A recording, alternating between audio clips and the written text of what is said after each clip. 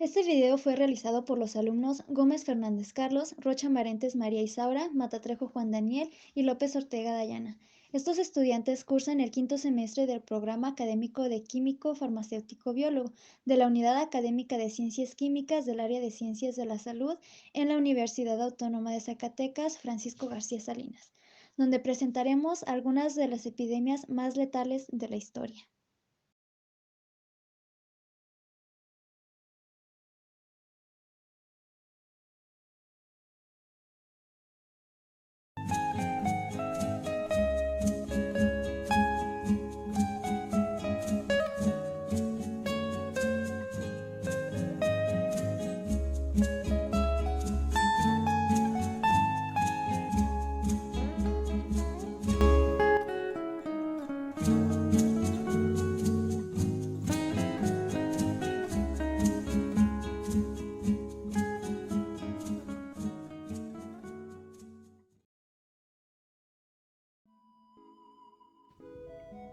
La peste bubónica es una infección bacteriana grave producida por la bacteria Yersinia pestis, en la que predomina la inflamación de ganglios linfáticos infectados. El género Yersinia pertenece a las bacterias Gamma Proteobacteria en el orden Enterobacteriales, por lo que es una gram negativa anaeróbica. Es un cocobacilo de tinción bipolar similar a otras enterobacterias. Además posee una toxina que actúa sobre el miocardio y células hepáticas. Durante el proceso infeccioso genera viscosidad antifagocítica. El organismo presenta motilidad cuando es aislado, pero pierde esta capacidad mientras permanece en el mamífero hospedador. Tiene la capacidad de impedir la fagocitosis. Esta capacidad está medida por el sistema de secreción tipo 3. Cuando la bacteria está en contacto con las células fagocíticas, produce ciertas proteínas que van a impedir la fagocitosis. La peste bubónica es una infección en el sistema linfático producida por la mordedura de una pulga infectada. La pulga es un parásito en las ratas de caza y de campo, que busca otra presa cuando alrededor en el que habita mueren. Las bacterias se localizan en el aparato digestivo de las pulgas infectadas, de tal forma que cuando la pulga pica, expulsa el contenido intestinal, que infecta el punto de la picadura. De esta forma, las bacterias atraviesan la piel y alcanzan los ganglios linfáticos, donde pueden resistir la fagocitosis e incluso reproducirse dentro de los fagocitos. A medida que la enfermedad progresa, los ganglios linfáticos se hinchan. La peste es la causa de la muerte negra que se propagó en Asia, Europa y África durante el siglo XIV y que mató unas 100 millones de personas, es decir, entre el 25% y el 60% de la población europea. Debido a que la peste mató a una gran parte de la población trabajadora, los salarios aumentaron debido a la demanda de mano de obra. Tras ingresar en el organismo por la picadura de una pulga infectada, la bacteria alcanzó un ganglio linfático donde comienza a reproducirse.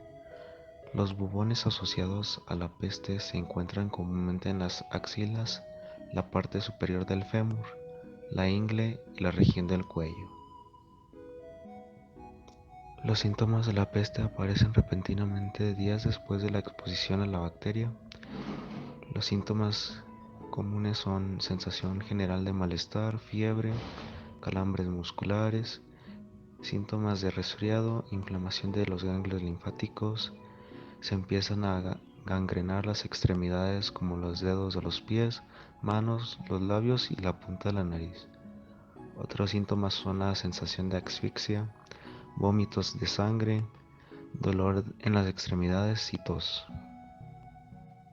Las personas que han sido infectadas con la peste necesitan un tratamiento inmediato y por lo tanto deben recibir antibióticos dentro de las primeras 24 horas de los síntomas para prevenir la muerte. Varias clases de antibióticos son eficaces en el tratamiento de la peste bubónica. Estos incluyen aminoglucósidos tales como streptomicina y gentamicina.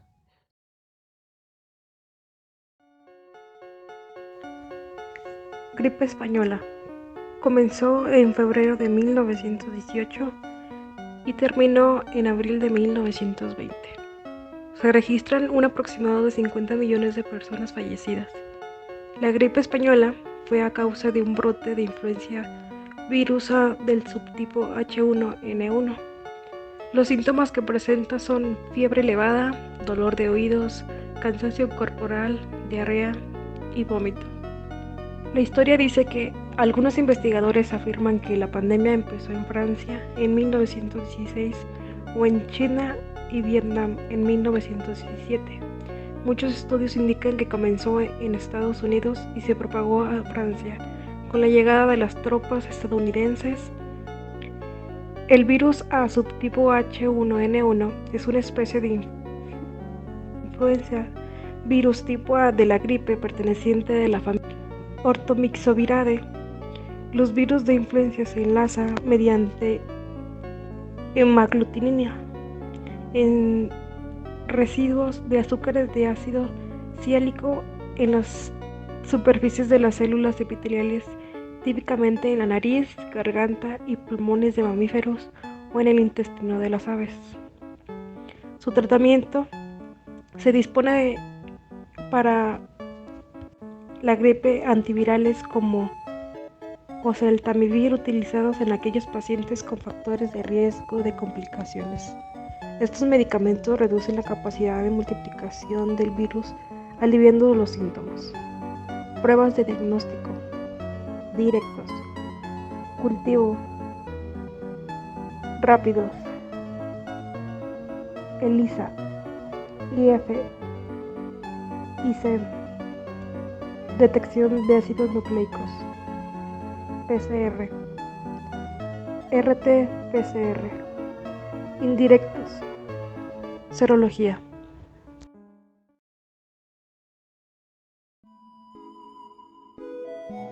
El tifus es una enfermedad provocada por una bacteria llamada Rickettsia typhi, que es una bacteria bacilo gram negativo que produce erupciones cutáneas por todo el cuerpo. Su forma de transmisión es por medio de pulgas infectadas, las cuales se infectan al picar animales que contengan este tipo de bacteria, los cuales pueden ser ratas, gatos o zarigüeyas. Cuando una pulga infectada pica a una persona o a un animal, se rompe la piel, lo que provoca una herida. Las pulgas al momento de estarse alimentando también están defecando, así que las heces entran por la herida, causando la infección. Otra forma con la que pueden entrar las heces es inhalándolas, así directamente de la piel, o frotándolas en los ojos. Se presenta principalmente en climas tropicales y subtropicales en todo el mundo. Los brotes aparecieron rutinariamente en Europa desde los siglos XVI hasta el siglo XIX, incluyendo la Guerra Civil Inglesa, la Guerra de los 30 años y las guerras napoleónicas. Esta epidemia se podría decir que finaliza con la llegada de la gripe española. Esta epidemia, en este caso, no fue una epidemia importada, sino que surgió dentro del corazón de las mismas ciudades. Debido a los momentos históricos, a las circunstancias, que eran guerras, catástrofes naturales como las hambrunas, fueron creando los motivos y el ambiente propicio para este tipo de enfermedades, para este tipo de epidemia. Los síntomas comienzan luego de 2 semanas de haber estado en contacto con pulgas infectadas y presentan signos y síntomas como es la fiebre, escalofríos, dolores corporales y musculares, pérdida del apetito, náuseas, vómitos, dolor de estómago, tos y sarpullido. En aquellos tiempos este tipo de síntomas solo se trataban de forma externa con los procedimientos que ya conocían, y esto al momento de no tratarlas correctamente, combatían directo con la bacteria. Hubo muchos descensos a causa de esta enfermedad. Actualmente se trata con el antibiótico llamado doxiciclina.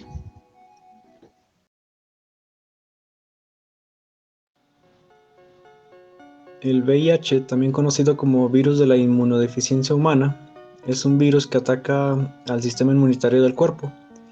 Si el VIH no se trata, puede causar SIDA, síndrome de inmunodeficiencia adquirida. Los primeros casos de infección por VIH en humanos se cree que ocurrieron alrededor de 1920 en la República Democrática del Congo, debido al salto entre especies de un virus similar que infecta a los chimpancés. Los datos disponibles sugieren que la epidemia actual, que acabó extendiéndose por todo el mundo, se inició a mediados de 1970.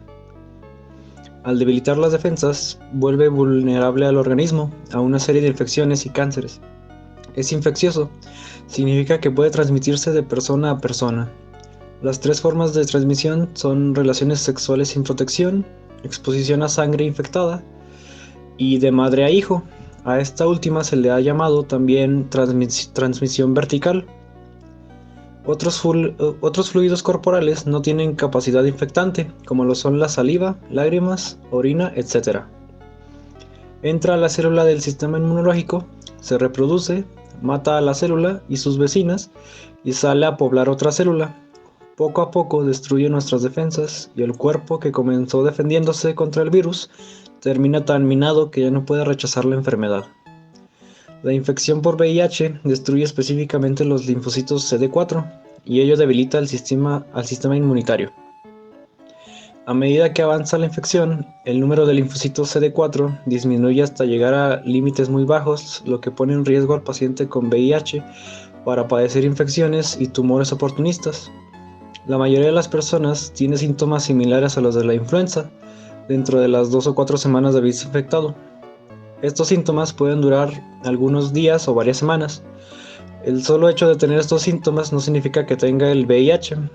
Otras enfermedades pueden causar síntomas similares. Algunas personas incluso no llegan a presentar ningún síntoma. La única manera de saber si tiene el VIH es haciéndose la prueba.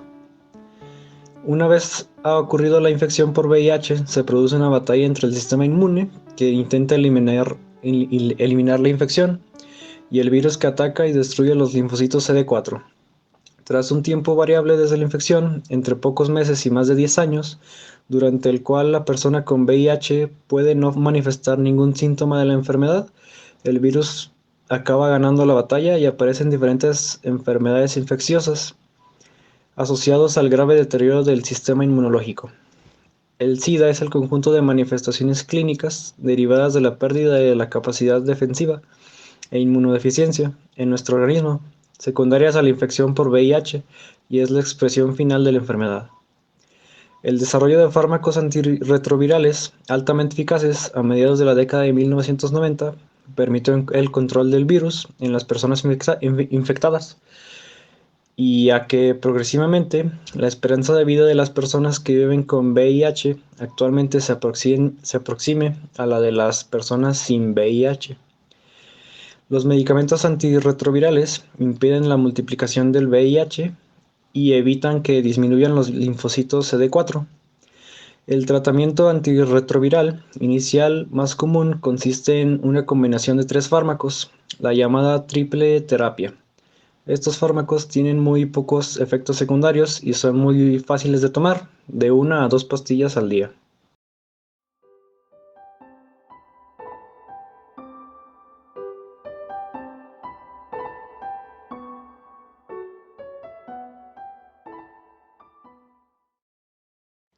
Bueno, esperemos que te haya gustado este video, dale like, suscríbete y comparte con tus amigos.